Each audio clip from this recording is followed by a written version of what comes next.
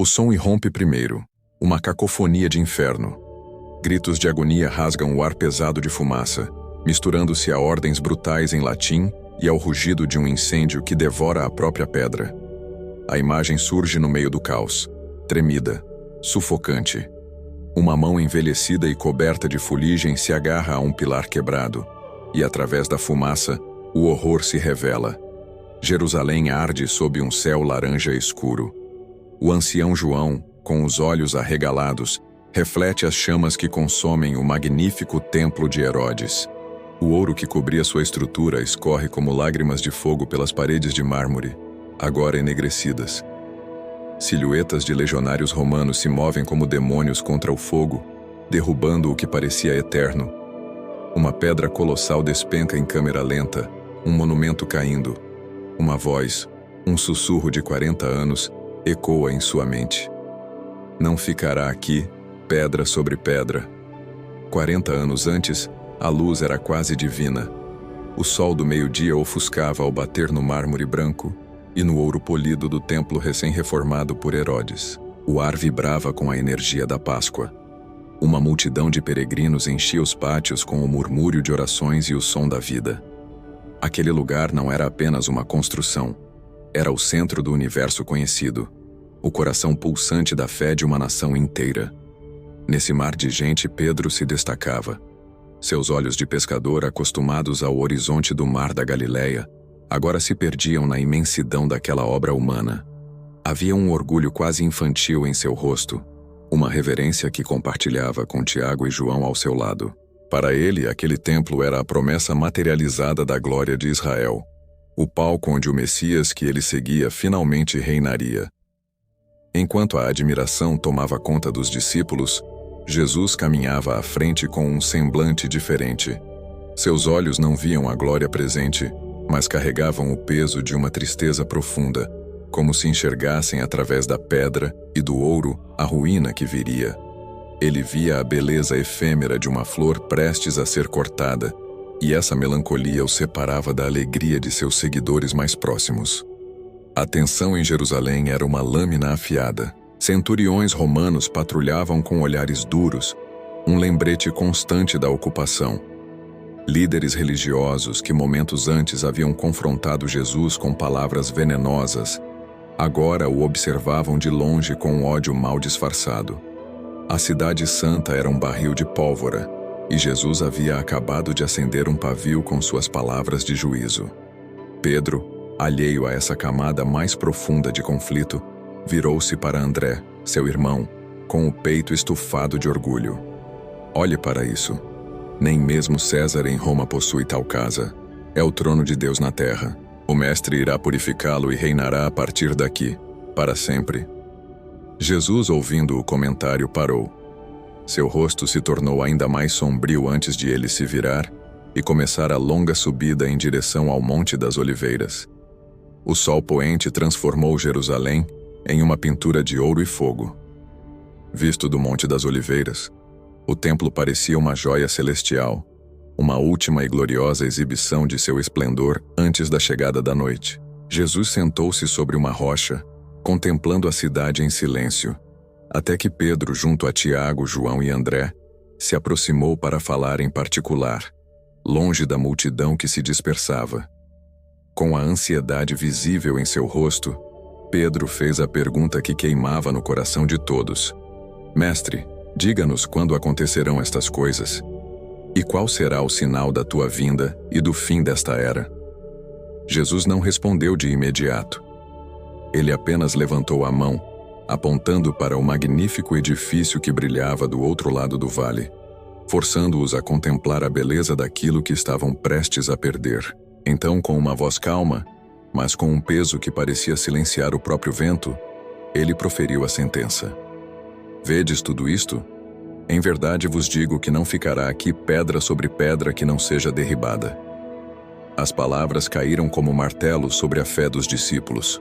O choque em seus rostos era visível, a confusão transformando a admiração em um medo frio e paralisante.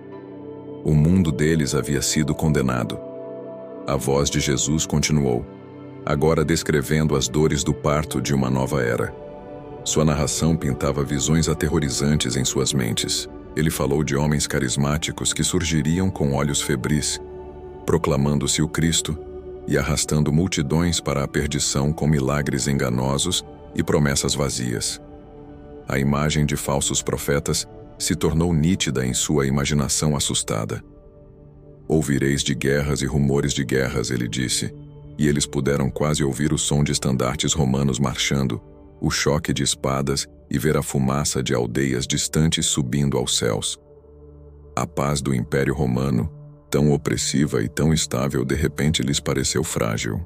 A profecia falava de nação se levantando contra nação, e o mundo conhecido se desfazendo em conflito. O cenário se tornava ainda mais sombrio.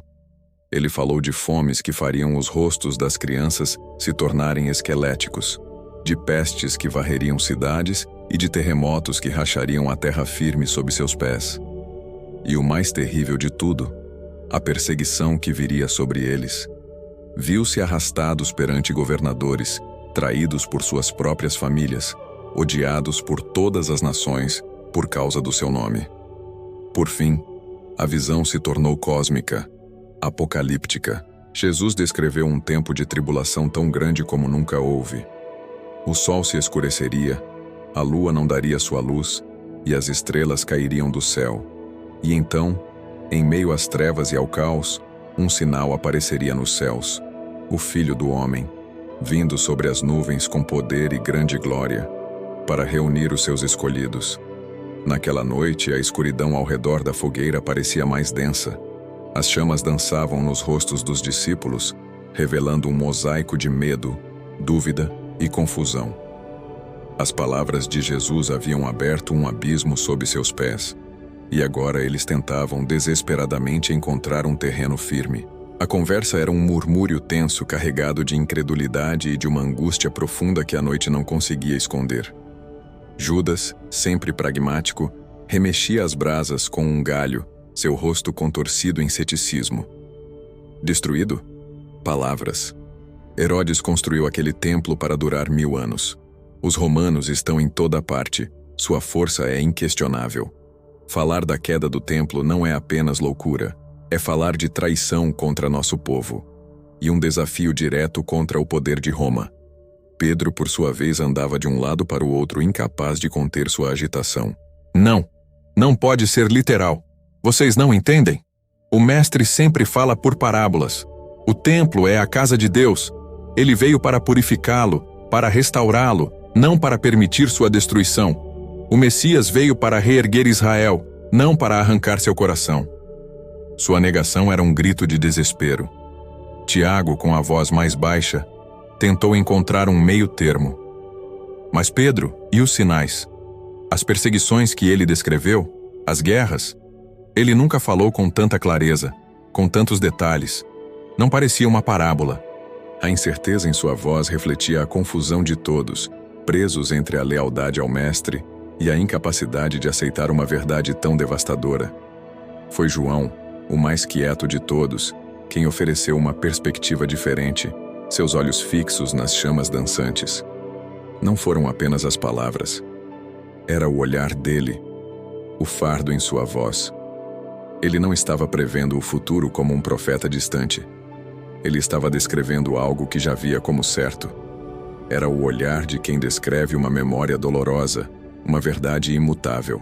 Eles estavam em um deserto espiritual, juntos fisicamente, mas profundamente isolados em suas próprias dúvidas e preconceitos.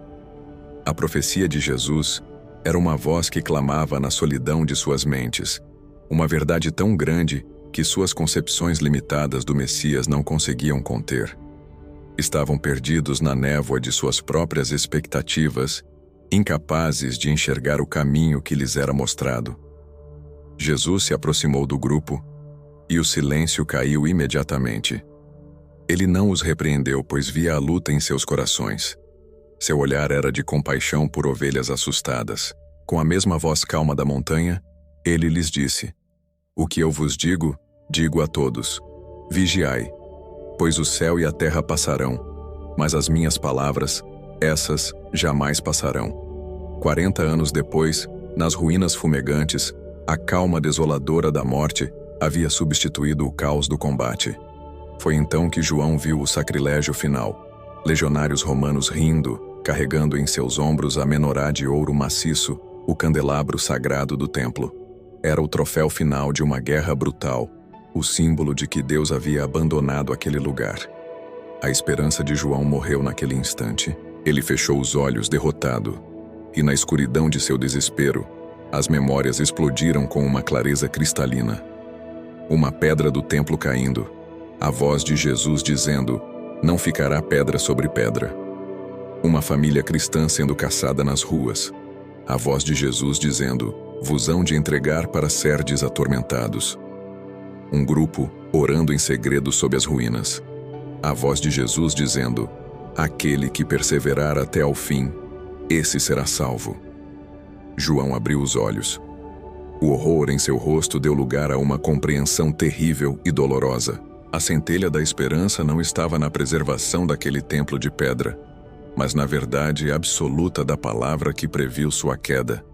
Se Jesus estava certo sobre o horror, ele também estava certo sobre a glória. A fé de João renasceu, não nas cinzas de um edifício, mas na promessa eterna de seu mestre. Nós construímos nossos legados em pedra e aço. Erguemos impérios, catedrais e monumentos, gravando nossos nomes na face da terra na frágil esperança da imortalidade. Buscamos o permanente naquilo que podemos tocar, na glória de nossas próprias mãos, acreditando que nossas obras mais grandiosas resistirão ao teste do tempo e contarão nossa história para sempre. Mas a história nos ensina, repetidamente, uma verdade implacável e humilde. A pedra sempre cede. O ouro perde seu brilho e o aço se transforma em ferrugem. Tudo o que é feito por mãos humanas está fadado a um dia retornar ao pó. E quando enfrentamos as ruínas de nossas próprias certezas, descobrimos que a verdadeira permanência nunca esteve no que construímos. A profecia no Monte das Oliveiras não era apenas sobre um fim, mas sobre um começo. Sobre aprender a edificar nossa fé, não em estruturas que o tempo pode consumir, mas em uma promessa que sobrevive a todas as ruínas. A questão, então, permanece para cada um de nós, ecoando através dos séculos. Onde verdadeiramente nós construímos a nossa esperança? Se essa mensagem falou ao seu coração, inscreva-se no canal e compartilhe para que mais vidas sejam alcançadas. Deus te abençoe.